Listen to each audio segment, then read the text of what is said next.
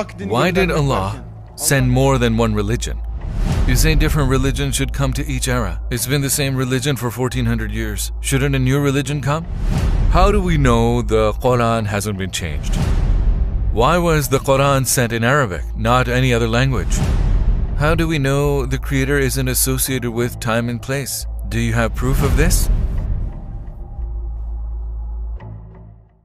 Why did Allah send more than one religion? Humanity hasn't always lived in the same conditions, so it's the most logical thing. They've come to present day by developing through different living standards. So, you cannot compare living standards from the past to today. Think like this. In the time of Adam, if verses and Sharia about war had come, it would be illogical because there was no war. Also, we do the same in education. Learning needs are different through primary to university. As time passes, the child matures and changes. Likewise, humanity didn't start at one level. It changed a lot till the present state. When we reach the most suitable standard, He sent the last Sharia. This isn't a problem. You say different religions should come to each era. For 1400 years, it's been the same religion. Shouldn't a new religion come? This question looks a bit like there's a person reading a book at the highest level that he can interact with and benefit from. You tell this man, you had such an education in kindergarten,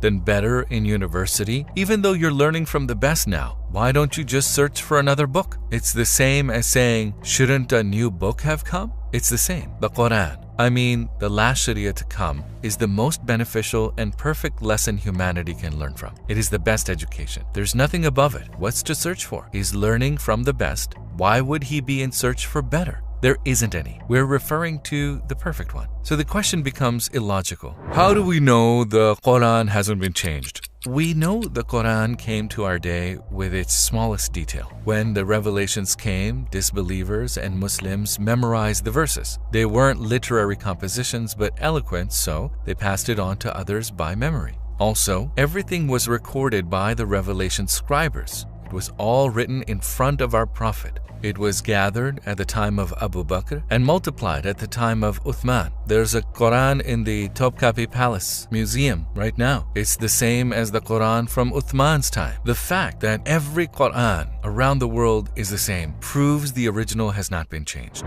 Why was the Quran sent in Arabic, not any other language? I'm curious to know why this question is asked. Because if it came in Turkish, we would have asked, why did it come in Turkish? And so on. We would have kept reproducing these questions. A language had to be chosen. Also, this isn't about the correctness of the Quran. We can't say Quran is the truth or false due to the language. But why Arabic? Of course, there's wisdom for this. Medicine was in demand at the time of Jesus. A miracle happened and all medical experts said, we cannot do this. It's more magnificent than anything. And it was evidence of prophethood. At the time of our Prophet, eloquence and literature were mainstream. People had great respect to poets like emperors. The Quran comes down so advanced in literature that people understand. No matter how advanced we are in literature, we can't outdo the Quran.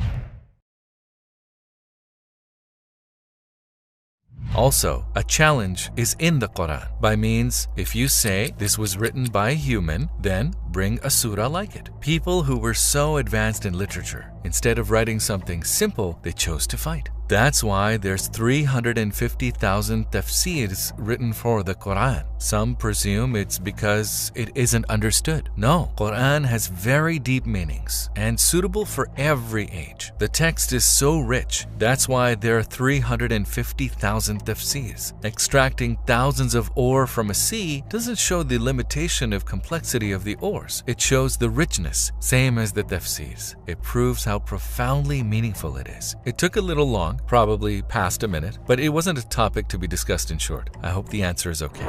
How do we know the Creator isn't limited to time and place? Do you have proof? Without any religious view, if we look at the universe with an objective mind, whoever completes the actions, they must be excluded from time and space. Why? Because if something is recorded in time and place, it can't be in different places doing things at the same time. For example, a fish can't swim in the Atlantic and the Pacific Ocean at the same time because it is limited in time and space. Or you can't sit here and sit elsewhere at the same time. Why? We're limited with time and place. But we see if there's a God, it handles both your body and mind right now, all while raising a baby, provides for a fish, and grows plants, and these are all interrelated actions. Certainly, if he is associated with time and space, he can't perform acts at different places at the same time. This means that there must be a deity as mentioned in the Quran.